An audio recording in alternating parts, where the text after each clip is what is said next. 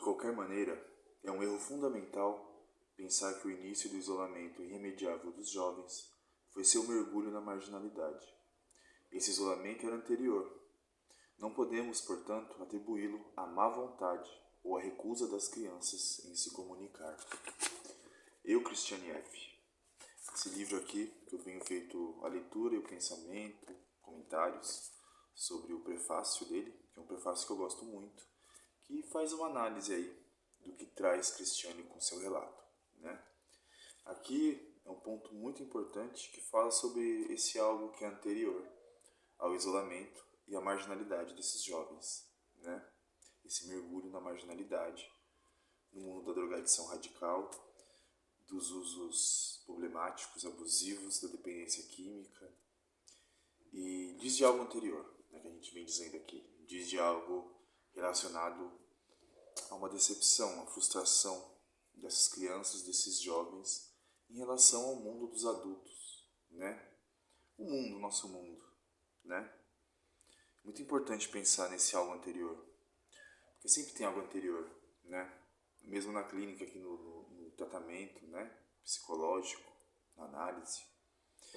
Por trás de uma queixa de toda pessoa, de cada paciente analisando o que vem, sempre há algo anterior a essa queixa, né? A pessoa sofre de depressão, seja de uso de drogas, né? Tem algo anterior, é algo que levou, tem uma história.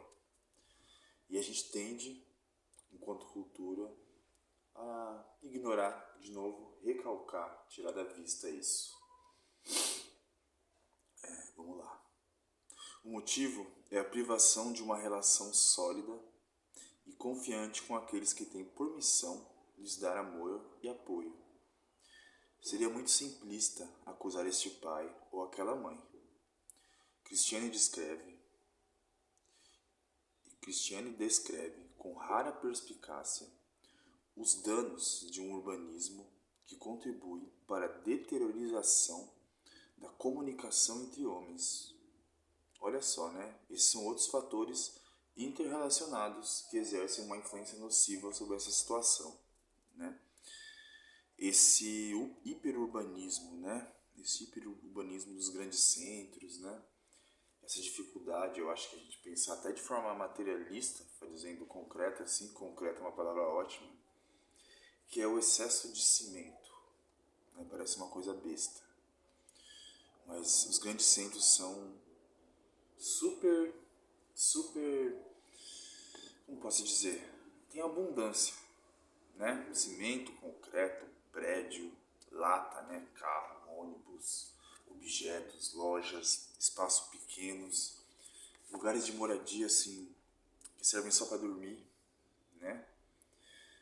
Pensando aqui na minha realidade aqui, Itapevi, né? Nas periferias, lugares como a Coab, como o CDHU, que são prédios assim, pensados para famílias de proletariados, mas a gente sabe que é um espaço curto, né? Geralmente são condomínios onde não tem muita área de lazer para as crianças, que a Cristiane F traz muito aqui.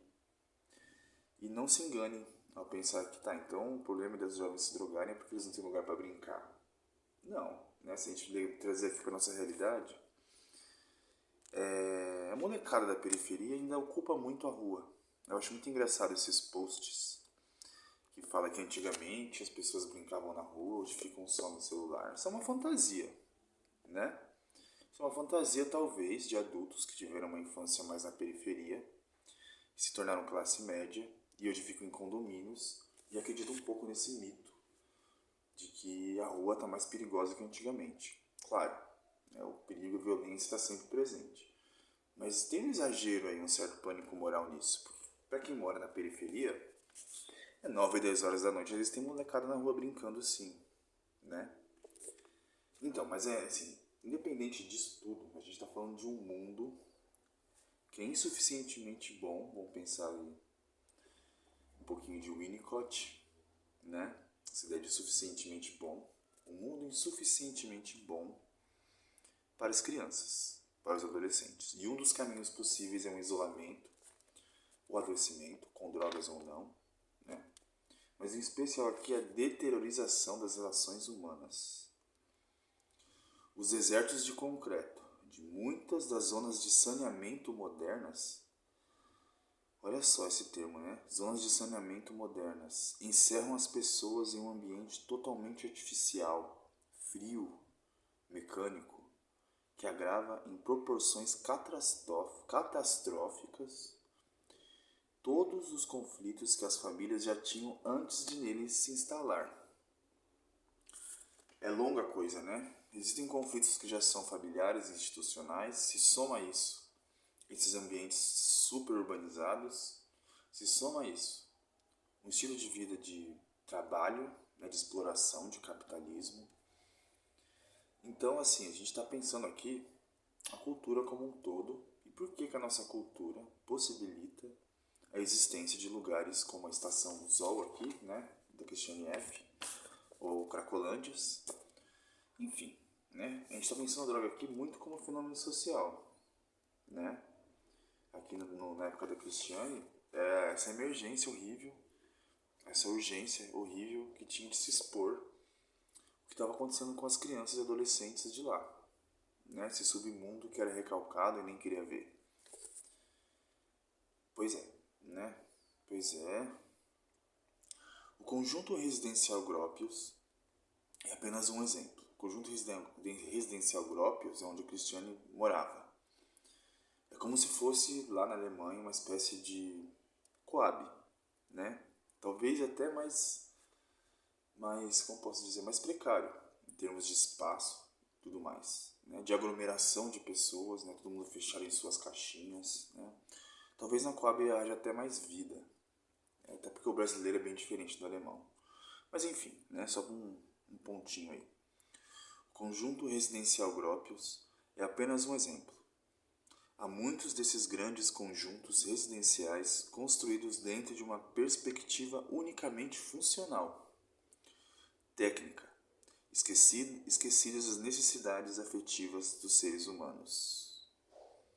Onde há técnica, onde essa ideia de substituir o complexo pelo técnico, vai haver sempre, me parece aqui, né, esse esquecimento, de novo, um recalque das necessidades afetivas dos seres humanos, né? Eu falei algum vídeo aqui dessa série, talvez o último, não lembro, que eu me pergunto, onde que ficam os afetos? Olha só como tá aqui, né? Não há lugar para afeto, né? Esses conjuntos, eles são feitos de forma funcional, né? Lugar para trabalhador, operário ir para dormir, e enfim, né? Sem estrutura que possibilita trocas, relações humanas, né? Grandes aglomerados de gente, cada um na sua caixinha. Pelo que me parece aqui, não há, como por exemplo, que a gente pode observar nas comunidades brasileiras, não há aquele senso de solidariedade, né? Eu acho que nos grandes centros isso é muito notável. E, né, veja só. Transformaram-se em um excelente meio para o cultivo de problemas psicológicos, esses ambientes, né? Não é por acaso que as situações mais pesadas de alcoolismo e toxicomania juvenil aí estejam implantadas. Acho bom a gente pensar aqui um pouquinho que isso aqui pode ser uma ideia um pouco classista, né? Preconceituosa, de acreditar que os casos mais graves estão nesses lugares mais pobres. Não que a gente não observe isso como fenômeno social, mas nas classes altas, médias também, a gente observa muito disso, né? A questão é que, se você for pobre, né, e está numa situação de drogadição, o risco de você morrer ou ser preso é maior, né? Só pensando aí nas guerras drogas. Além disso, as escolas são semelhantes a grandes fábricas onde reina o anonimato, a solidão moral e a concorrência desenfreada e brutal. Olha aí, mais uma instituição que a gente traz aí para a roda, né? Mais uma instituição super importante como a escola, né? A escola como um lugar, aquela ideia de eu vou lá para sentar, aprender e passar de ano, você tem que passar de ano, super competição, lugares de anonimato, né? Onde você é anônimo, onde você é coisificado talvez, despersonalizado, onde estão os afetos e onde está a humanidade, né? Nessas condições, crianças cheias de vida, incapazes de se submeterem, de se encurvarem ao nivelamento do rigor, refugiam-se secretamente em um universo paralelo, adornado por seus sonhos. No livro lá, A Espécie que Sabe, do Homo Sapiens, A Crise da Razão, que tem uma série aqui no Facebook, no Instagram, no YouTube, que eu venho feito, a gente fala sobre como, de certa forma, a humanidade, de uma forma geral, a gente tem leis morais que fazem a gente sofrer. A gente pode pensar um pouquinho de Freud em Mal-Estar na Civilização também, né? E a gente precisa transgredir essa lei, segundo lá o livro da Viviane, né? E assim, muitas vezes essas formas de transgressão nem sempre são as mais ligadas à vida, né? A pulsão de vida, pensando em psicanálise. Muitas vezes ligadas à pulsão de morte, isolamento, fechamento, submundo, a um estado de deteriorização, que tem um gozo sim, tem um prazer sim, porém, qual é o custo desse prazer, né? Quais são as consequências do uso da droga em si, né? O contexto em que essa droga é usada, com quem, de que forma, quanto, são coisas pra gente perguntar, né? É só externamente, e só externamente participam dos rituais familiares e escolares. Disso é muito raro nos darmos conta. A maneira pela qual Cristiane pôde levar durante tanto tempo uma vida dupla, enganar aqueles que ainda poderiam... Voltando. A maneira pela qual Cristiane pôde levar durante tanto tempo uma vida dupla, sem que sua família soubesse, e mediante aparente adaptação, enganar aqueles que ainda poderiam, dando-lhe um firme apoio, enganar aqueles que poderiam, né, lhe dar um apoio, impedir sua queda e degradação total é nesse aspecto bastante característico. A maneira pela qual Cristiane pôde levar durante tanto tempo uma vida dupla, sem que sua família soubesse, e mediante aparente adaptação, enganar aqueles que ainda poderiam, dando-lhe um firme apoio, impedir sua queda e degradação total é nesse aspecto bastante característico. Ou seja, as coisas acontecem debaixo do nariz de todo mundo. Mas é difícil, né? Difícil. Aqui atrás do livro, né? Não sei se falar contracapa. Vou falar contracapa. Na contracapa tem essa pergunta aqui, né? Como não percebi o que estava acontecendo com a minha filha Cristiane? Em algum momento aqui do livro, há um depoimento da mãe de Cristiane, né? E ela se dá conta, assim, de que de algum jeito ela fez exatamente o que o prefácio aqui tem como tese dessa análise, que é o recalcamento, né? Agora, o que está por trás desse recalcamento, além de todos esses fatores aqui que eu coloquei sociais, que não são só fatores sociais, também tem fatores subjetivos, lógico, né? E aí a gente pensa de novo, né? Quem é a mãe de Cristiane, quem é o pai de Cristiane, quem são os pais dessas crianças e adolescentes, a família. Quais são as dificuldades dessas pessoas? Também, né? Também. Que de novo não é culpabilizar pais, mães e adultos, mas é a gente fazer um esforço para pensar melhor como a gente lida com essas questões e o que está por trás e o que é anterior a essa situação deplorável, né? Então é isso. Cristiane F., nós, as crianças da Estação Zou.